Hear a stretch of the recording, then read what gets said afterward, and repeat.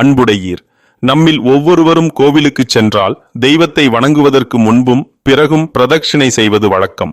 ஆனால் ஏன் எப்போதும் வலம் வர வேண்டும்? ஏன் இடது பக்கம் சுற்றாமல் வலது பக்கம் மட்டும் சுற்றுகிறோம்? இது வெறும் சடங்கு அல்ல, பண்டைய அறிவியல் அடிப்படையில் உருவான நடைமுறை. கோவில் என்பது ஒரு கட்டிடம் மட்டும் அல்ல, அது ஒரு எரிசக்தி மையம். கோபுரம், மண்டபம், கருவறை ஆகியவை அனைத்தும் பூமியின் காந்த ஓட்டத்தோடு ஜியோமேகிக் ஃப்ளோ ஒத்திசைவாக அமைக்கப்படுகின்றன.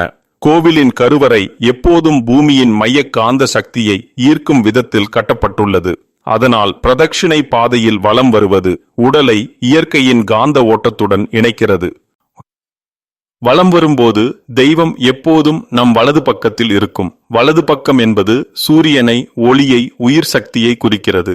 இடது பக்கம் நிலவை, இருளை, சோம்பலை குறிக்கும். அதனால்தான் நம் முன்னோர்கள் இடது பக்கச் சுற்றை தவிர்த்தார்கள்.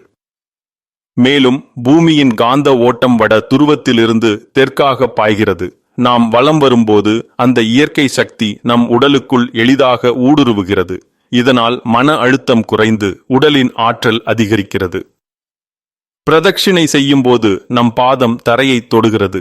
அந்த தரையின் குளிர்ச்சி, கற்களின் அதிர்வெண், மணி ஒலி, மந்திர ஓசை, இவை அனைத்தும் நரம்பு மண்டலத்தை தூண்டி மனதை அமைதிப்படுத்துகின்றன. அறிவியல் இதை புவி தொடுப்பு அல்லது தரையிறக்கம் என்று சொல்கிறது. நம் முன்னோர்கள் இதை வழிபாடு என்று சொல்லினர். உடல், மனம், ஆன்மா மூன்றையும் ஒரே தளத்தில் இணைக்கும் சாதாரண நடைதான் பிரதட்சிணை. பிரதட்சிணை செய்வது தனிப்பட்ட ஆரோக்கியத்திற்கு மட்டும் அல்ல, சமூக ஒற்றுமைக்கும் முக்கியம். அனைவரும் ஒரே திசையில், ஒரே பாதையில் நடப்பதால் மனதில் போட்டி இல்லாமல் சமத்துவ உணர்வு உருவாகிறது. இளம் முதல் முதியவர் வரை அனைவரும் இணைந்து சுற்றுவது சமூக யோகம் போன்றது. அன்புடையீர், கோவிலில் பிரதட்சிணை செய்வது ஒரு வழிபாடு மட்டுமல்ல, அது இயற்கையின் காந்த சக்தியோடு உடலை இணைக்கும் அறிவியல் நடை.